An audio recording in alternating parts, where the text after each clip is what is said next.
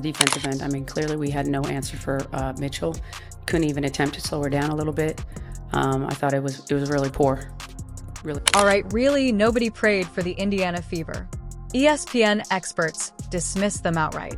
The odds makers were essentially giggling. Even the Las Vegas Aces, the two-time champs, anticipated a complete sweep. However, the Fever completely shocked everyone by winning Game 1 on the A's home court the night their star AjaWilson was named MVP.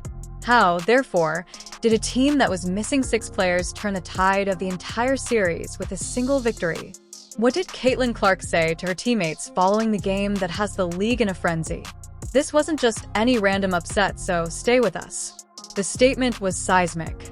Tell us how proud you are of this amazing team in the comments section if you're as excited about the Fever as we are. Particular matchup, Aces Fever Game 1. We're not deciding the whole series right now, just Game 1.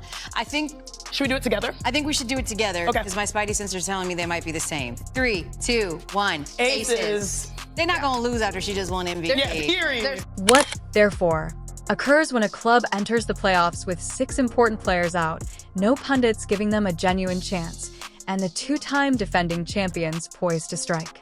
You now have the Indiana Fever's ultimate test of belief. Despite all odds, a night that was actually supposed to be someone else's coronation ended up becoming their unforgettable event. Indiana Fever had no business winning a playoff series this year, had no business advancing to the semifinals for the first time in a decade, and yet here they are, eliminating the Atlanta Dream in Atlanta without Caitlin Clark, without Sophie Cunningham, without Sid Colson, without Erin McDonald, without Chloe Bibby. The hospital squad is on the bench, and yet the Indiana Fever are into the semifinals of the WNBA play. Everyone framed this series as a complete mismatch right away, don't they? Sportsbooks had odds so wildly skewed that it was virtually simpler to wager on how many points Las Vegas would win by than on Indiana actually winning a series, and ESPN panels essentially referred to it as short and predictable. It was even blatantly obvious in the headlines prior to the game. They discussed survival rather than triumph. The implicit message was very clear. The Aces were just supposed to glide to another finals. In some way, Indiana's escape from complete humiliation would qualify as a victory in and of itself. And then the coaching of Stephanie White. She is working with a 9-woman rotation, and 5 of those players did not even touch the court the last time the Fever played the Dream during the regular season, and 3 of those players weren't even on the team. I cannot say it enough. The Indiana Fever should not be here. They continue to be here. They battle. They're resilient. It's wildly impressive. Caitlin Clark wore the black Air Force Ones again. They had one of those forces lifted in the air like a beacon of hope, and now they'll face the injury report followed, as if that weren't enough. A ruthless roster that has Sydney Cusson, Chloe BBY, Ari McDonald, Dyrus Dantas, Caitlin Clark, Sideline, and Sophie Cunningham out. All 6 names have been removed. The Fever didn't only appear to be lacking a few players. They appeared to be a cohesive unit held up by sheer duct tape. This was far more than merely being the underdogs. Before the playoffs had started, people were referring to them as fortunate to be on the court at all, as though their season had already unofficially ended.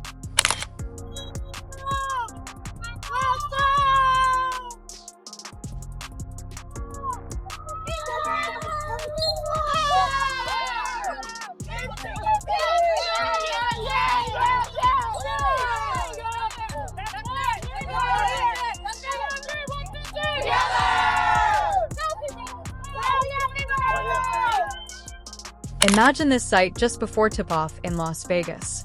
With championship banners flying high and the audience energized and anticipating a huge celebration, Wilson Center Court will be awarded with her MVP trophy during the main event. This went beyond merely praising her extraordinary brilliance. It represented the whole story that everyone had anticipated. Indiana was reduced to a supporting role while Vegas was the undisputed superpower. In their own semi-final debut, the players of the Fever weren't simply disregarded. They were essentially undetectable. You actually just referenced it twice. It is Indiana. Dropped 2 of the 3 games to them this year, but you haven't seen them since late July. What excites you about that matchup? That they haven't seen the real Aces yet. They caught us when we were a bit in turmoil. Not only that, they whooped us. one of those stretches. So, you know what, we'll buckle in, hone in where we can, and take care of it. The strange thing about sports, though, is this. When expectations are at their most inflexible, they have this amazing ability to alter the narrative. Consider all of history's memorable underdog runs. Before they ever set foot on the court, teams were dismissed. Teams that nobody believed should be on the same floor. Right here, you could sense those precise comparisons developing. This was more than just a playoff series beginning. Game 1 was Indiana's one and only opportunity to take a seat at the table and make it clear they were here to fight. And that whole pre-written story completely fell apart by the last buzzer. The focus on AjaWilson's MVP moment abruptly shifted as the Fever took full control of it. The entire basketball world was in complete shock when they left Las Vegas with an 8,973 victory, their first semifinal triumph in nearly 10 years. However, the team as a whole wasn't the only one who shocked. It originated with a single player who transformed that evening into her own unique masterpiece.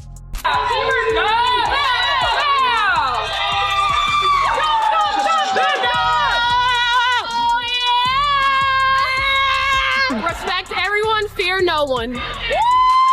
Sounds in the chat. Oh!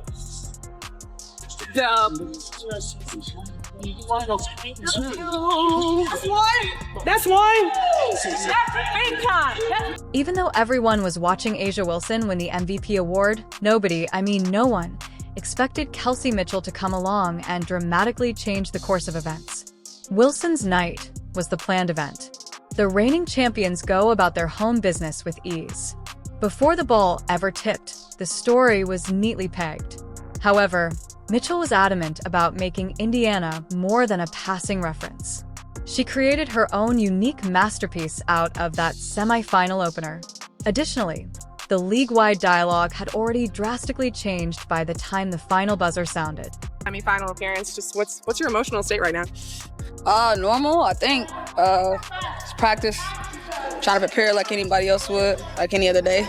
But keep the main thing. Without a doubt, Kelsey Mitchell has long been regarded as a top scorer. But let's face it, she is frequently referred to as a bit of an afterthought behind some of the WNBA's more well-known and ostentatious players. All of the talk going into this series was about whether Jackie Young and Chelsea Gray would really crush the Fever, whether AjaWilson would maintain her dominance, or even if Indiana could just stay on the floor. Mitchell was the only player mentioned as having the ability to completely change this contest. However, she provided the ideal response by letting her game speak for itself, speaking louder than any expectations or rumors about her, as she has done for a large portion of her career. To her to make sure that you give yourself grace and give you the flowers that you so willingly deserve. Ooh, I think the best thing I could have done was, I had a long list. I wrote down a list of all the times I could have quit, been a pro, playing with the Indiana Fever. I wrote down all the people that wrote me off. I wrote it down on a list. I wrote down all the coaches that didn't want me around. I wrote down all the media outlets that didn't want to talk to me. I think that within itself is like, you gotta tell your younger self not to give up on you, because it's been a lot of times I could have given up when I know a lot of people that talk to me now wasn't talking to me, and I know what it was like when they wasn't. So that part is big for me. Mitchell did more than simply score. She scored in just about every way you could think of. While fighting past screens, she was performing mid-range pull-ups while wearing defenders all over her. Then, if the aces afforded her even a moment's room, she hammered deep threes. She finished with a perfect 6 for 6 from the line, hitting every single free throw. She appeared completely indestructible from the inside out and everywhere else. She scored an incredible 34 points on 12 for 23 field goals, for 6 three-pointers from beyond the arc, and kept up her perfect record at the charity stripe by the time the final box score was announced. Not only was it effective, but it was unrelenting. The pivot foot alive and going strong side for Wilson. Mitchell this time finds a lane to the basket.